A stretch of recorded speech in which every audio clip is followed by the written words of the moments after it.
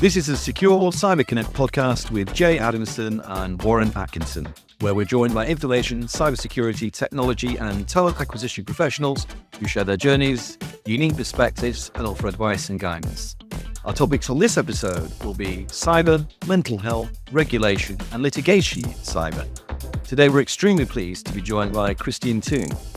Christian is a seasoned cybersecurity leader with almost 2 decades of experience within information protection strategies. Most recently, he worked as head of cyber professional services at Pinsent Masons and has been pivotal in shaping the firm's global cyber defenses since 2017.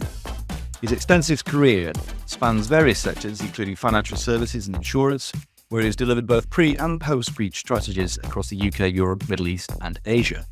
A champion of diversity within legal, technology, and security, Christian is widely recognised for his innovative approach to building highly successful security teams. He has served on the Scottish Government's National Cyber Resilience Advisory Board and was honoured with the CSO 30's Top Award in 2022 and subsequently as a Hall of Fame inductee in 2023. His leadership philosophies focus on breaking down silos and aligning security with the business priorities, which makes him a highly sought-after speaker and thought leader within the cybersecurity community. Christian, welcome to the Secure Cyber Connect podcast, and thank you for joining us today. Thanks, Jay. Thanks for having us. And Warren, appreciate the time. Really looking forward to it. So we always kick things off with a bit of a high-level overview from you, a very brief overview of what we're going to be sort of discussing today. So I think the plan is we're just going to talk through some of the trends we're seeing in the sort of day-to-day cyber world from our perspective. Big focus on mental health and I guess how the regulatory landscape is shaping kind of cyber strategies around the world. Great. Then one of our openers for every guest is we always ask you really to maybe shine a light or share something with us that you may be quite proud of, excited about, or something that typically no one would find on your LinkedIn profile. Good Lord. Something I'm probably most proud of recently is I've just been asked to take up a directorship at a community interest company specializing in men's mental health, focused here in Shropshire, which is near where I live, taking advantage of the great outdoors and the benefits of that has on men's mental health. Now sit as kind of a senior representative of over 100 men from around the region, get involved in cold water therapy, breathing exercises, just creating a safe space to talk for men who maybe don't have that outlet in their kind of current lives. So certainly not something that's graced my LinkedIn posts of yet, may do in the future, but kind of, I guess, stems to my kind of more purpose-driven approach of really just trying to kind of make the world a better place. And certainly when it comes to men's mental health, I'm sure you'll all attest to, it can be quite challenging at times, and we have little to no outlets or ways we can turn when the going gets tough. So yeah, really proud of that. Rightly so, an important topic, and one we'll definitely be expanding on a little later. No, it's really fascinating, and certainly looking forward to getting into that a little later. So Christian, what's the one challenge that you perhaps faced in your career that significantly influenced your perspective on cyber? You don't want me asking. I think the biggest challenge, I guess, that we've faced, and I'm sure others will have done as well, is that kind of you'd start your kind of security career out being kind of expelled the virtues of data security, as it was for me, as now is cyber. And that actually it's the most important thing in the world. And without that, businesses will fall and kind of economies will crumble.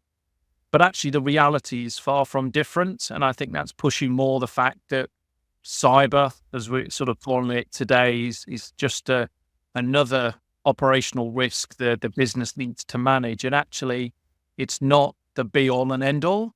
And actually I think a lot of our kind of entry-level programs and sort of feeding programs for industry with talent tend to sort of make it out it's the be all and end all. And in doing so, don't give the professionals the right skills or the right appetite to really affect positive change within an organization.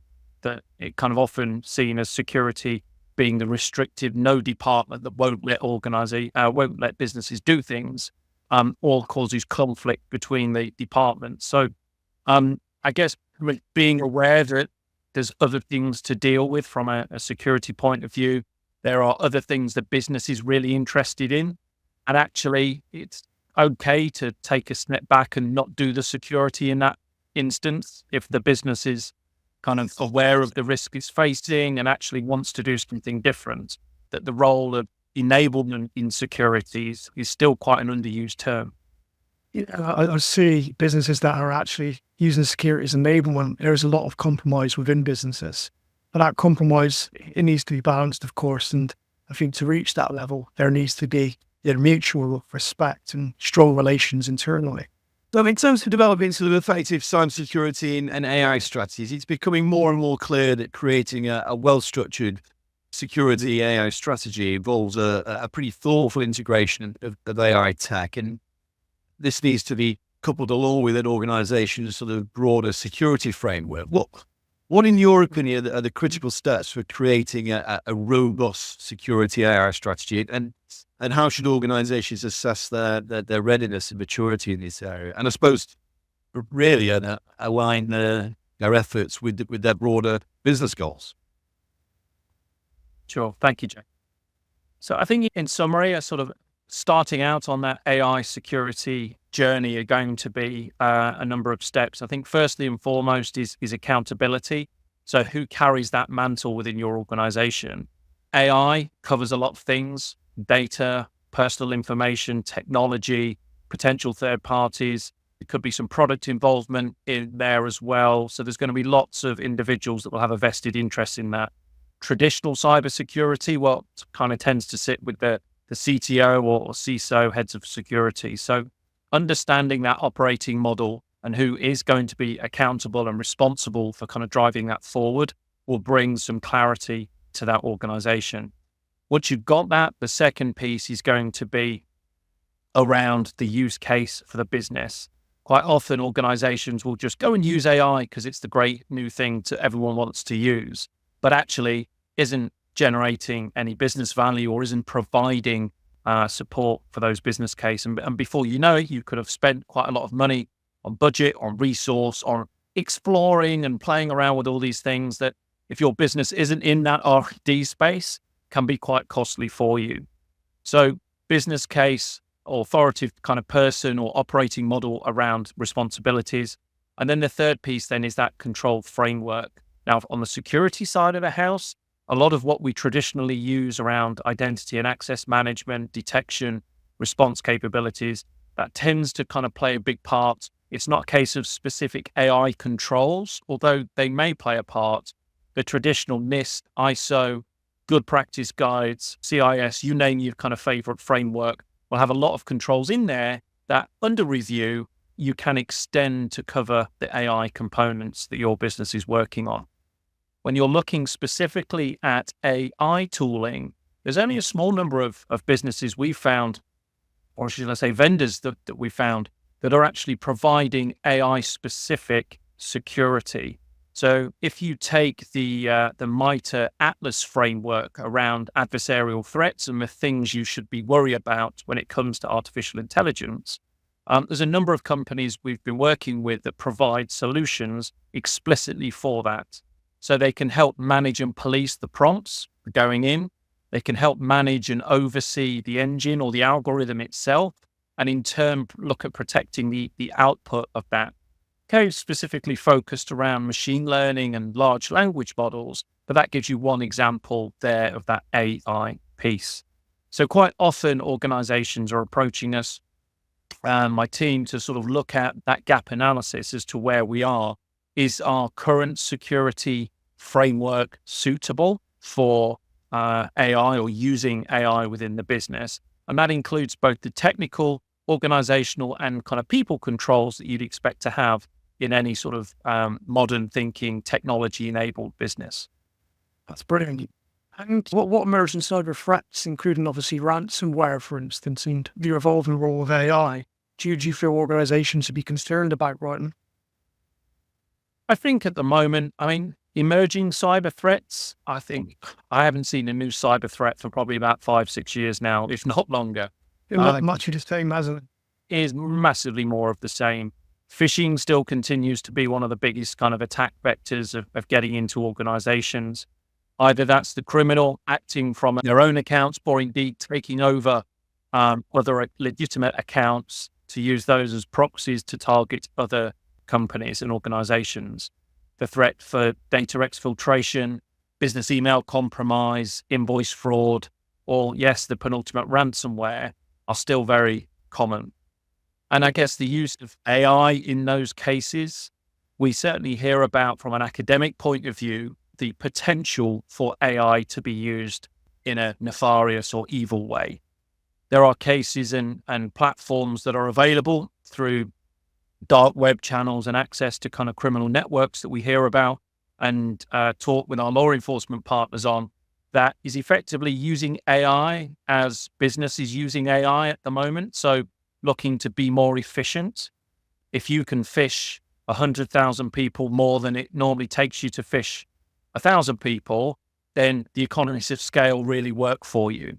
We're seeing AI being used in those examples.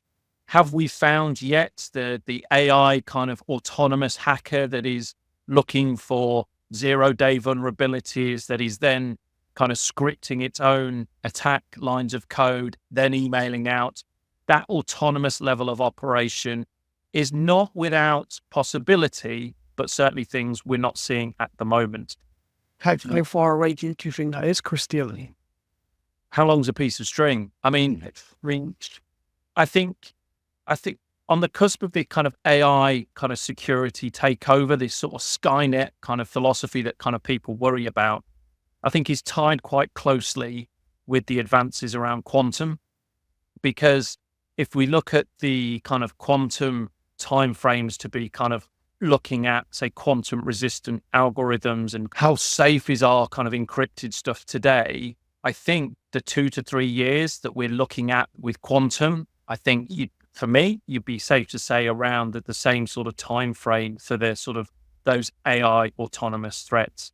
At the moment, as I said, we're just seeing the efficiencies come back. I mean, typically we used to joke about kind of the Nigerian 419 scams around princes having thousands and millions of inheritance that needed to be paid out to somebody, but you'd spot those a mile off, right? Because of the bad or poor command of English in the email, as well as the other red flags. Whereas now you can even chat GPT it now to kind of talk in a business language using words and phrases and sayings, etc.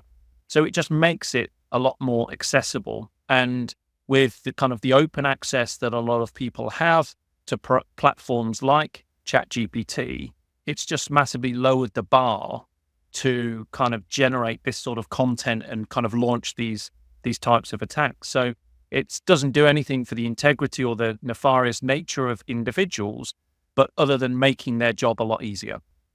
That makes sense. And considering obviously some of those future trends and threats, how can organizations proactively implement risk management strategies and realign security architecture to ensure that they're robust and resilient for the months and perhaps years to come? Yeah. And I think that's the $1 million question, right? So individuals are charged with safeguarding their business, protecting their organization. How are they going to do that? We do a lot of work within a legal kind of setting, indeed with insurers on this, which makes it quite topical. And it kind of, starting with the end in mind, I think often helps to look to how do we re-architect our technology or our security approach. So we're going to assume that we become breached. We're going to assume that the business cannot operate. Or worst case scenario is that, look, we're being taken to court. Our customers are litigating against us. Our clients are, our supply chain are, and working through some of those kind of big ticket issues to then help, well, what does that mean for us? And how do we mitigate the impact of that? So working quite closely with lawyers for the last sort of 7.5 years, you become very apparent to the fact that regardless of where you are in the world or where you are in your profession, whether you're a tech profession or a HR professional, that actually when things go wrong, the lawyers come in and save the day, they get involved. So actually starting with that legal framework or that legal response is quite often one of my starter for tens, because historically, lawyers in the security context would only really get called if something went wrong. So up until that point, they're kind of at arm's length. But we're seeing organizations now, and kind of the counsel we provide is very much to kind of change that approach. So assuming things do go wrong, and they will, legally, where do you stand? Where do you stand with your third parties? What does your liability look like if your core service provider goes offline because of ransomware? If one of your clients sends you a fake invoice because one of their accounts has been compromised and you've paid it, but the money's not gone to them, how do you deal with that? They'll probably still want to get paid. You've already sent them the money. A lot of these questions don't often get asked ahead of time, and they only tend to come to bear when something's actually gone wrong. We're also seeing across the regulatory landscape, just taking Europe as an example, DORA, the Digital and Operational Resiliency Act, NIS2, amongst others, sort of big focus on cyber technology resilience for organizations. So we're seeing the regulatory landscape now change to support the needs of business. And actually, it's not just an ISO standard now that you don't have. You're actually now not compliant with local law and legislation. So those expectations are being pushed onto organizations that, look, we're basically saying if you weren't clear on your obligations before, you should be now. And this is what... Yeah, so that comes into effect, I think it's about 25th of January, isn't it, this coming year? And yeah, must be. And it's a ticking time bomb for a lot of organizations because they've just not been able to get their head around what's expected of them. Either they're choosing not to or are sort of not taking the advice they need to, thinking it's not going to be a big thing. But rest assured, it is going to be a big thing. It is a big thing. It's already disrupted the markets quite significantly with the organizations preparing for it. yeah, it's something that we've seen insurance businesses really invest in the last 6 months, but it seems like it's a sprint to the finish for a number of organizations in the financial services space. Now, going back to what you mentioned earlier, obviously building those relationships with legal, for instance, and even chief financial officer is certainly something that a lot of security leaders struggle with. So what's the most effective strategy that you've utilized to build those relationships with their legal, operational, and wider executive teams? I think one of the challenges in the security industry is we kind of assume and expect everyone to speak our language. So we're talking about KPIs, KRIs, firewalls, vulnerability management, patching, and yet that works if we're speaking to other professionals. But the CFO will speak in finance terms, not security terms. The CTO is going to talk around set data, technology, and availability. The general counsel are going to talk about liabilities and risk mitigation and legal compliance. So we don't do ourselves any favors by thinking, how are we going to speak? Imagine the stereotype of the Brit abroad trying to kind of order food and drink and ends up with the kind of stereotypical pint of lager and full English breakfast, thinking they're eating kind of local cuisine. The same applies really in business. If you want to go and speak and have a meaningful conversation with your stakeholders or peers, you need to understand the language they're speaking. And actually, if you're traveling to Spain asking for a full English and you're not getting anything, then you kind of need to ask yourself, well, why are they not interested? And a lot of that just comes down simply to the engagement and communication style. So talk about return on investment, budgets, overspend, underspend, savings, business performance. All of a sudden, your financial metrics are of interest to the CFO. Legal compliance, both from a business point of view, as well as their liabilities to clients and suppliers, regulatory market notifications, etc., all of which require big legal ticket involvement. The security industry has also been kind of, I guess, challenged of late with the SolarWinds legal developments from the SEC that actually, away from the business and organization kind of liabilities, all of a sudden it's being put on you as individuals or practitioners. I appreciate there's a bit of a stretch there, but actually it certainly makes the point of, well, actually I'm probably a little bit more concerned now about my own liabilities within this conversation, because typically the CISO or security team, maybe even the CTO, aren't necessarily covered by traditional D&O insurance. So that's a great kind of way in, and certainly a a reinforcement as to why you should be going to have a chat with the general counsel to ensure that those liabilities and coverage is in place and suitable. No, most definitely. And do you think, going back to SCC in the US, for instance, do you think that's something the UK would adopt in the coming years? The regulatory landscape from a non-legal perspective, because I'm a cyber guy, I'm not a lawyer, I think is very interesting to watch. We certainly try and replicate what goes on in the US for sure. We've seen that with some of the class action sort of ambulance chasing type compensation schemes around data breaches. Thankfully, haven't got to the scale that the US has in terms of kind of their response and their payout and that expectation. But a lot of the lawyers I talk to are sort of all saying that actually it's not impossible to think that we will end up there.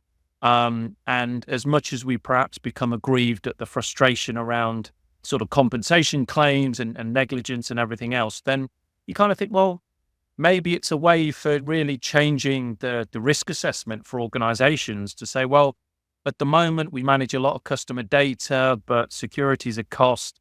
Maybe let's not do all of that stuff. If they've suddenly got to take into account maybe £5,000 per data subject across 50,000, 100,000 data sets that they've got, all of a sudden that changes that assessment outcome, because all of a sudden there's a big financial penalty there. But it's equally going to sort of generate the wrong behaviors as well. So I think as long as we can hold off on that sort of position, and the status quo we have at the moment, I think is quite nice. No, that's brilliant. And very briefly, what other strategies or methods can security leaders adopt to perhaps position themselves as strategic partners to organizations as opposed to just the technical authority there? Yeah, sure. Well, I think there's two things. I think firstly, we underestimate the level of work and focus we need to put to our people. And quite often the security regimes I've come across, inherited or kind of asked to consult on, are very technically led. They're all about technology and process. And yeah, there's a little bit of training or there's a little bit of a focus on a people thing. And it's so underrated. I can't sort of begin to explain. And actually the benefits that organizations can have with a truly people-centric approach far outweigh any benefits around technology implementations and licenses for this, that, and the other. Making your people care is probably one of the single biggest things you can do as a security leader. And that's in two parts. That's the end user, that's the general business people, but that's also your security team that are helping you kind of lead this forward, galvanizing them into a common mission, something that they can really kind of buy into, that kind of makes it visceral for them, makes it come alive, can really help with staff morale, staff retention, and really kind of empower them to do something different, but with a common purpose. Building a stakeholder management point of view, I think that sort of recognizing where your strengths are and indeed where you need to develop further. You won't be alone as an executive leader in your organization. Your other kind of counterparts, other executive leaders will have a similar challenge. They will want to get the CTO or the CISO on board to help them deliver on their projects and vice versa. So it becomes a bit of a kind of a trading game, really, that as long as nothing's off the table, you should be able to be in a position to negotiate to help them win with their objectives and their milestones. And in turn, they will return the favor. I think for me, that's the big important one. When you're speaking their language, when you're helping them, it suddenly becomes easier for them to help you because they owe you. Great, Simon. We're in also the what we know is obviously a key area of concern within the security sector at the moment. We know managing burnout and maintaining a strong work-life balance for most security professionals is critical. And with all the often faced high pressure situation, the long hours, the need to be constantly vigilant. And we're also kind of aware that a lot of the security roles are prone to burnout and due to this sort of fast-paced, high-stakes nature work, especially at the senior level. What strategies can organizations implement that may be able to manage this burnout and maintain this work-life balance? And in terms of a supportive culture, can it actually be implemented? Can it be fostered within this high stress security environment to improve the mental health of individuals? I think in a true security response to that, Jay, I'm going to go, well, it depends.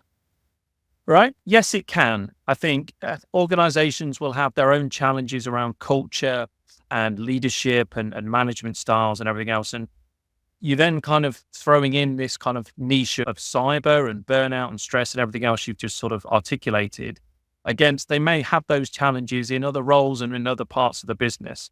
So it might be a bigger issue than just cyber. But just looking at cyber for a second, we're an industry effectively measured on failure, right? So kind of, well done today. We haven't had a cyber breach or a data breach or any issue. Congratulations. Let's see how we go tomorrow. We don't turn around and say, well, thanks for that, Warren. You've kept us safe today. Well done. Kind of good job. So we're always focusing on the negative. And obviously then anyone who's kind of gone through a breach will attest to suddenly becomes a very high pressure environment very quickly. And we're talking about sort of big company affecting incidents, right? I'm not saying that, okay, Johnny from accounts has kind of had his email taken over and the team are responding to kind of get that back. Business goes offline. Okay, that's a big issue. You'll have lots of stakeholders then jumping up and down as to, well, what's happened? How has it happened? When are we getting back? And all of these kind of sort of pressures suddenly come out of the woodwork that maybe weren't exercised for before. Yeah, exactly. And you've got the focus then of the business suddenly on that security team and the technology teams to respond. And actually everyone's waiting on you, right? You might be a multi-million pound business, you might be a 50,000 pound business, but effectively everyone's then looking to you to go, well, can you fix it? Can you switch it back off and switch it on again and kind of make it all work? And it's just never as simple as that. Quite often there's processes and steps to kind of preserve the evidence and sort of the forensic kind of details as to what's happened. There's investigations that need to happen because even on day one or day two, you probably don't have a full idea of what's actually happened. And actually then as you get into the incident, you probably need an outside party to give you a hand. And their investigation is going to take another 3 or 4 weeks. Then you've got maybe law enforcement involved. They want to do an investigation. There's legal process to follow, et cetera, et cetera. And all of a sudden, this kind of once in a lifetime black swan event hasn't just happened and disappeared. It's still part of the fabric of your business. So very stressful, very worrying. I think having a conscious cyber leader, security leader about mental health in the profession, it's absolutely paramount. If you don't have somebody fighting your corner or aware of this, you need to start having those conversations. If you can't have those conversations because of the individual, because of the business, then I think there's broader issues there that the organization isn't geared towards a kind of people first kind of employment sort of experience. Most organizations have access now to employee assistance programs. Quite often they do include mental health. So off-the-shelf counseling support can be available. There are a number of charities and available resources in the public sector domain, certainly in the UK, for similar services where people are looking for kind of that support. Unfortunately, they're massively under-resourced, so don't expect to phone somebody and get access within sort of 4 hours. With private healthcare for those individuals that have it, there also may be opportunities to seek kind of further guidance through that as well.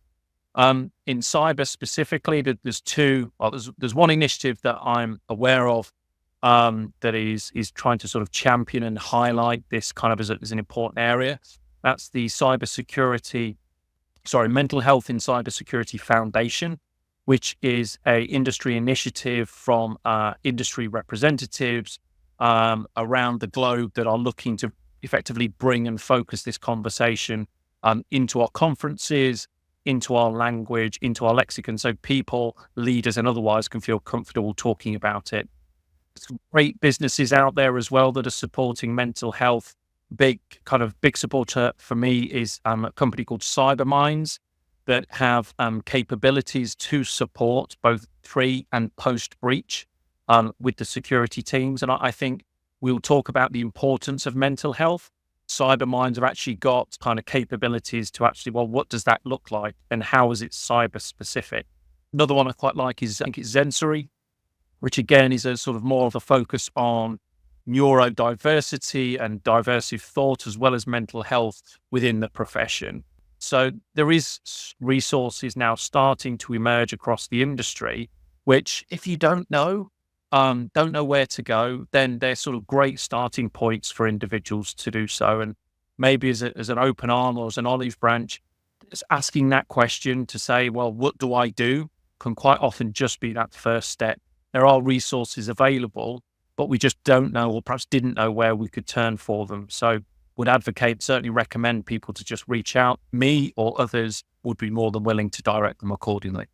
Shine a light on that and providing more visibility. I mean, it's clearly a topic that's just going to become more and more important as time goes by. And hopefully we'll see it more entrenched in the DNA of organizations over the coming years as is the need for. Yeah, I hope so. Yeah, Christian, could you share with us a bit of advice and guidance, perhaps for those that are entering the industry, as well as those that are perhaps looking to take that step up into leadership? Yeah, and I think, well, how long have we got? I mean, advice for new starters coming into the industry, right? I think do not underestimate the need for your own emotional and mental resilience. Regardless of where you are, the geography, the role, the sort of business you're operating in, this industry can be quite cutthroat at times. And it's not for everyone. But for me, I think having a strong sort of supportive network and mental resolve that's really helped with my own resilience has really helped me kind of stand the test of time in that regard. So don't be afraid to ask those questions or to build that network. Yes, we have our moments as an industry, and yes, I'm sure there's many individuals that you wouldn't want to be speaking to or don't feel comfortable speaking to. But in the main, the network and the community around cyber and InfoSec has been overly positive. So using that to build a sort of that mental resilience and that emotional intelligence as you start to deal with your roles, you'll need that whether you're a kind of a level 1 security analyst or a seasoned security kind of leader, whether that's a CISO for the role in the future or we're calling it something completely different. But at all levels, those perhaps core focus around resilience and emotional intelligence for me have been the big ones. Yeah, that's brilliant. From your perspective, are there any emerging security technologies or trends that you're quite excited about at this point in time? I'm quite excited about the regulatory landscape. I don't know if I need to go see my counselor again for that one. I think we always criticize the legal frameworks around the world as being kind of too slow for business. And I think we're really just starting to see what kind of quick legislation finally looks like, and specific focus around cyber resilience and the use of kind of new age technologies. So I think as that starts to develop and establish itself more as a common standard, I think that's going to be a real good thing for businesses. So I'm quite excited about that. And as they develop, of course, the AI revolution that is happening and the just around the corner quantum capabilities, I find hugely exciting. I think coming a bit closer to home, I think for me, it's the evolution of the security roles within organizations. We're seeing it a little bit already with the kind of meeting of minds from the general counsel and the legal teams, the technology teams and the traditional security teams. They're kind of coming together now.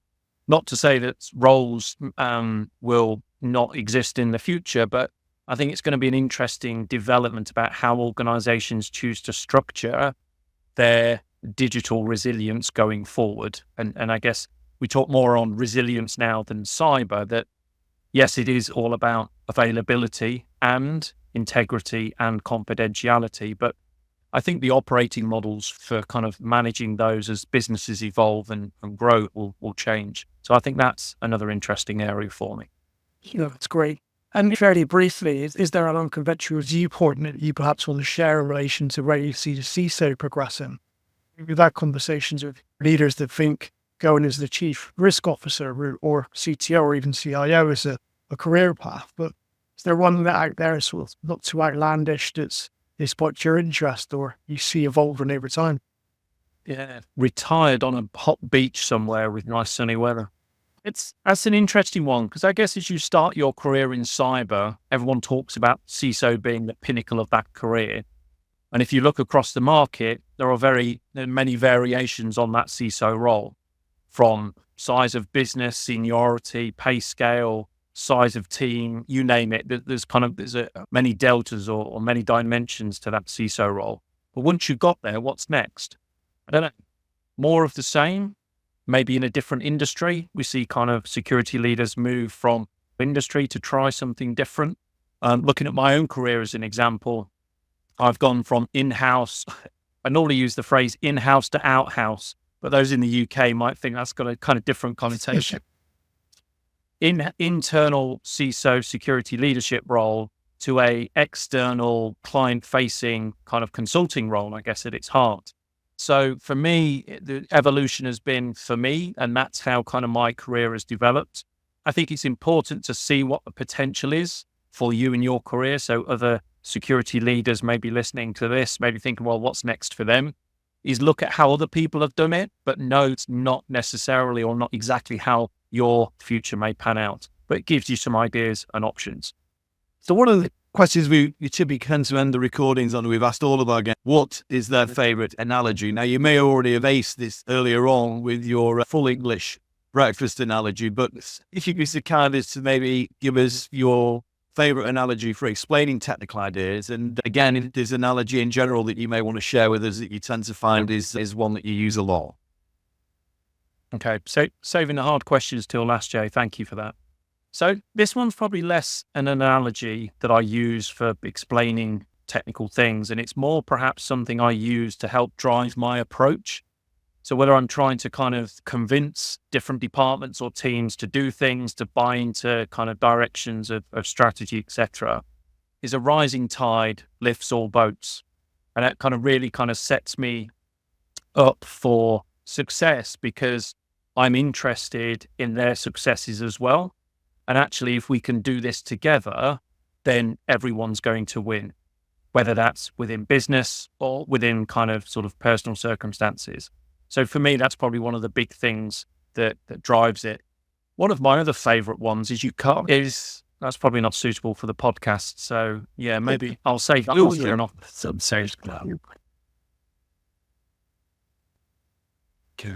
So, Christian, thank you very much for obviously your time today. We've certainly covered some fascinating topics, from the challenges you face to the strategies you've utilised to overcome them.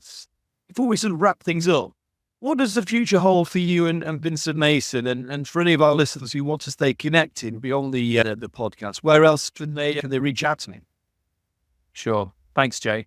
So yeah, I think we've got a bright cyber future ahead, which is all really exciting. For anyone who wants to reach out, you can find me on LinkedIn or head along to our website. You can get hold of my contact details from there. If you find me on X, I'm no longer on that platform, and there may be an imposter. So just kind of check out kind of where you may find me, but email and LinkedIn is probably the best too. So I'd like to thank you, Christian, the community, and all our listeners, as we trust you found value in today's session. And if you'd like to continue the discussion and for more sustained engagement, we invite you to join the Secure Cyber Connect community, where we'll be offering a range of collaborative solutions to both technology and security professionals at no cost. These are going to include expansive community access, cross-sector mutual mentoring programs, weekly online networking sessions, and a range of exclusive interviews, panel discussions, and masterclasses. To learn more and gain access to the Secure Cyber Connect community and all our initiatives, please visit secure-recruitment.com/cyber-connect/.